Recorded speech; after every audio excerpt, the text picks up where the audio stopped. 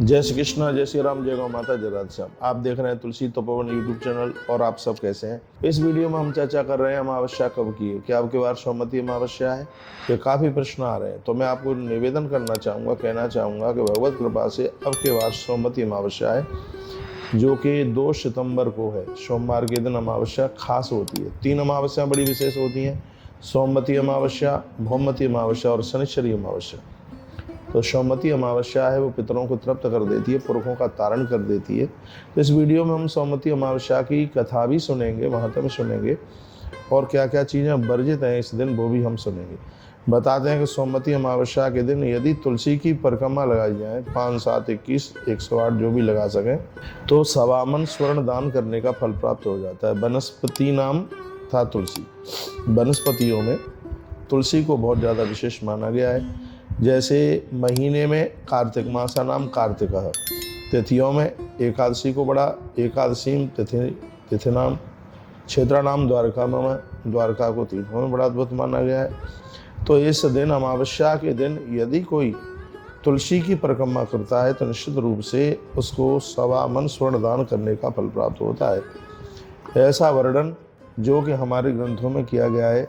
अमावस्या के दिन कुछ चीज़ें बिल्कुल निषेध हैं, जो कि बिल्कुल नहीं होनी चाहिए। मध्यम मासम परित्यज्य मैथुनम पाप कारिणा।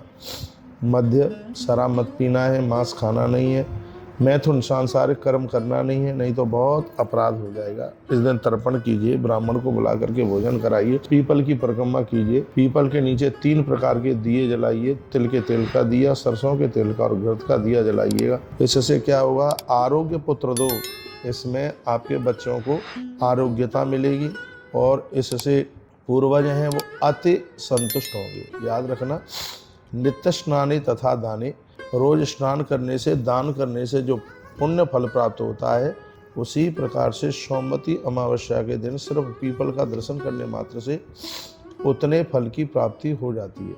तो सोमवती अमावस्या तो तिथियों में बहुत ज़्यादा विशेष तिथि है।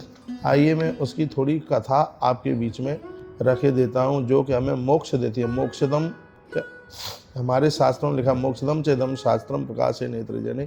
हमारे शास्त्रों में वर्णन किया गया, ग्रंथों में वर्णन किया गया, अमावस्या ऐसी है जो पूर्वजों को मोक्ष दे देती है। इसमें कोई संशय वाली बात नहीं है। धन्य है वह लोग जिनकी श्रद्धा इसके साथ में जुड़ी हुई है। और इसमें तिल का दान करने से, अन्न का दान करने से, रुई का दान करने से बहुत ज़्यादा इसमें फल की प्राप्ति होती है। यहाँ तक कि नमक का भी दान इसमें किया जाता है, धरती का दान किया जाता है, गौ माता का दान किया जाता है, स्वर्ण का दान किया जाता है। और क्या लिखा है? गौ भूमि हिरण्य वस्त्र ईशा, वस्त्रों का दान किया जाता है। विष्णु तुल्य तो ईशा, वह लोग शिव नारायण की तरह हो जाते हैं, ऐसा वर्णन किया गया है। इतनी बड़ी महिमा इसकी है। तो आइए मैं इसकी थोड़ी व्रत कथा आपको और सुना दूँ, जिसको सुनकर के बड़ा आनंद होगा। वर्णन किया कि साहूकार के यहाँ रोज एक ब्राह्मण देवता आते थे भिक्षा मांगने के लिए। वो सबको आशीर्वाद देते थे, लेकिन सबके हाथ से भिक्षा भी ले लेते। लेकिन उस घर में एक कन्या थी, बेटी थी, उसके हाथ से वो कभी भिक्षा नहीं लेते। एक बार उस बेटी ने अपने माता पिता को कहा कि ये महात्मा जी आते हैं, सबसे भिक्षा ले लेते हैं, लेकिन मेरे हाथ से भिक्षा नहीं लेते। अगली बार जब वो आए चल करके, तो उस माँ ने पूछा कि आप मेरे बेटों के सबके हाथ से भिक्षा ले लेते हो, लेकिन मेरी बिटिया के हाथ से भिक्षा क्यों नहीं लेते? तब उस ब्राह्मण देवता ने कहा, क्या बताऊं मैं, तुम्हारी बेटी बहुत अच्छी है, लेकिन दुख ये है, दुर्भाग्य ये है कि विवाह के तत्पश्चात इसको वैधव्य हो जाएगा, इसकी मांग का सिंदूर उड़ जाएगा, इसका पति जल्दी समाप्त हो जाएगा। इस बात से मुझे बड़ी पीड़ा है, मुझे बड़ा दुख है। तो वो साहूकार और उसकी पत्नी बड़ी जोर से रोने लगे। उन्होंने उस ब्राह्मण देवता को कहा कि आप बताइए कि इसका क्या उपाय किया जा सकता है। तब ब्राह्मण देवता ने कहा, इसका एक ही उपाय है, वो ये है कि नदी के उस पार में एक कपड़े धोने वाली स्त्री रहती है, जिसका नाम है सोना। यदि वह अपनी मांग का सिंदूर दे दे, वो सोमवती अमावस्या का व्रत करती है, उपवास करती है, दान पुण्य करती है, यदि वह अपनी सोमवती अमावस्या इसको दे दे, तो इसके पति के प्राण बच जाएंगे। ये कह करके वो चले गए। अब विचार किया कि वो कैसे हुए, वहाँ तक पहुँचा कैसे जावे। वह बेटी चल पड़ी, एक वृक्ष के नीचे पहुँची, जहाँ पर उसने गिद्ध को देखा है कि वहाँ कोई सांप रहता था। गिद्ध ने उस सांप को समाप्त किया। तत्पश्चात पीठ पर बिठा करके उस साहूकार की बेटी को उस पार भेज दिया, जो कि सोहना कपड़े धोने वाली स्त्री के यहाँ पर वो काम करने लगी। सोहना इतनी खुश हो गई उसके पास कि उसने अपनी मांग का सिंदूर उसे दे दिया और कहा बेटी तू पीपल की परिक्रमा प्रदक्षिणा जरूर करना, सोमवती अमावस्या को तू पीपल की पूजा करना, इससे तेरा घर वर सब ठीक ठाक रहेगा। वह साहूकार की बेटी चल करके आई, समय पर उसका विवाह हुआ। वो पीपल की रोज पूजा करती और पीपल की पूजा करने से, सोमवती अमावस्या की व्रत कथा सुनने से उसके पति के प्राण बचे। बोलिए भक्त वत्सल भगवान की जय हो। मैंने आपको इस संक्षेप में ये कथा बताई है, बड़ी अद्भुत कथा है, बहुत आनंद देने वाली है। मैं कहूँगा पापं नम शृण्वताम पुंसाम, इसको सुनने मात्र से पाप जल करके राख हो जाते हैं। इतनी बड़ी महिमा है इसकी। तो जितने भी भक्त लोग मुझे आप सुन पा रहे हैं, तो फिर मैं कहना चाहूँगा कि सोमवार के दिन पीपल की पूजा कम से कम 7 परिक्रमा कीजिए। आपके शरीर की जितनी लंबाई है उतना बड़ा धागा पीपल की पिंडी में आप बांधिए। 3 तरह के दिए जलाइए, तिल का, सरसों का और घी का तेल जलाइए। 1 लोटा भर के पानी का लेके जाइए, उसमें थोड़ा गौ माता का कच्चा दूध डालिए और पीपल वृक्ष की जड़ों में उसको आप डालिए, बहुत आनंद हो जाएगा। जो जो चीज़ें मैंने त्याजित करने को बोला है, कहा गया मध्यमासम परित्यज्य मैथुनम पाप कारणम, नहीं तो बहुत बड़ा अपराध हो जाएगा।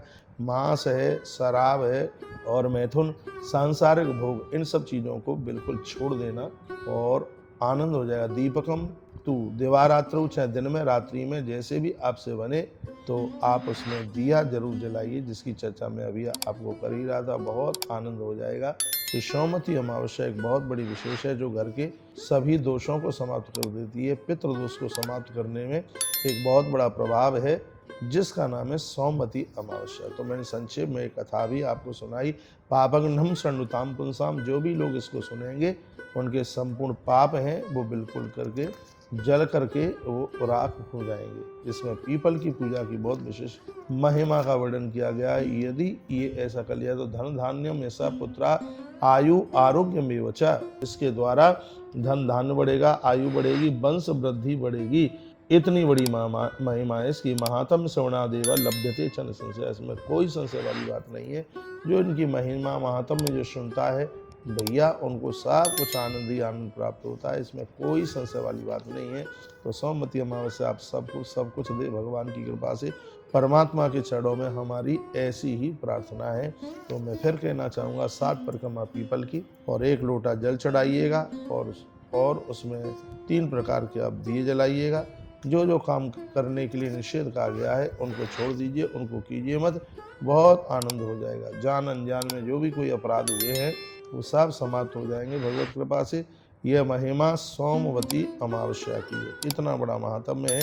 इसमें दानेन प्राप्यते स्वर्गो दानेन प्राप्यते सुखम, ये जो आप दान करते हैं स्वर्ग देगा, ये बहुत ज़्यादा सुख देगा। दाने नियते पापम महापातकजम नपा, वर्णन किया ऐसी पर्व तिथियों में दान करना चाहिए जो हमारे महापातकों को दूर कर देता है। जब पाप समाप्त होते हैं तब बुद्धि निर्मल हो जाती है। निर्मलो भाति बहिनी, बुद्धि निर्मल हो जाती है। सर्वेशाम धान्य राशि नाम वर्णन किया गया है कि सर्वेशाम धान्य राशि नाम तिलहा पाप प्रणाशनम, इस दिन तिल का दान करने से सभी पाप जल करके राख हो जाते हैं। इतनी बड़ी महिमा है इसमें दान करने की। तो दान की बड़ी महिमा, अन्न का दान कीजिए, तिल का दान कीजिएगा, घृत का दान कीजिए, नमक का दान कीजिए, गौदान, भूमि दान, इसकी बहुत बड़ी महिमा है। तो इस प्रकार से अब के बार 2 सितंबर सोमवार को पड़ने वाली इस सोमवती अमावस्या में हम जीवन को कृतकृत कर सकते हैं। पांडव पूरे जीवन भर तरसते रहे, लेकिन उनके समय में सोमवती अमावस्या नहीं पड़ी। लेकिन कलयुग युग समान नहीं जो कर निर्विश्वास, बाबा तुलसी भी कहते हैं इस युग की यह बड़ी महिमा है। ऐसा युग बड़ा मुश्किल से आने वाला होता है, इसलिए क्योंकि इस युग में भगवत नाम उच्चारण करते हुए बहुत सहज भाव से जीव मुक्ति को प्राप्त हो जाता है। तो ऐसी कुछ कथा मैंने आपके बीच में रखी। मुझे विश्वास है ये आपने सुना है, निश्चित रूप से यह बिल्कुल कल्याण करेगी, बहुत बहुत आनंद करेगी। इसमें कोई संशय वाली बात नहीं है। सब प्रकार से सुख मिलेगा। अकामो वा सकामो वा यत्र कापी, यानी आप मांगने के लिए या निष्काम भाव से किसी भी प्रकार से आप सोमवती अमावस्या को, भगवान नारायण की इसमें पूजा होती है, पितरों के लिए तर्पण होता है, इसमें नांदी मुख श्राद्ध होता है और ब्राह्मणों को बुला करके इसमें भोजन कराया जाता है। यह इसकी बहुत बड़ी महिमा है। तो ये आप जरूर कीजिएगा। तो बहुत बहुत धन्यवाद है आपके लिए। आपने वीडियो को पूरा सुना और इसमें हमने आपको कथा क्या करना चाहिए क्या नहीं करना चाहिए सब बातें आपके सामने रखी हैं। बहुत बहुत धन्यवाद। वीडियो को आगे जरूर भेजिएगा। इन्हीं शब्दों के साथ जय श्री कृष्ण, जय श्री राम, जय गौ माता, जय राधे श्याम। हर हर महादेव, घर घर महादेव।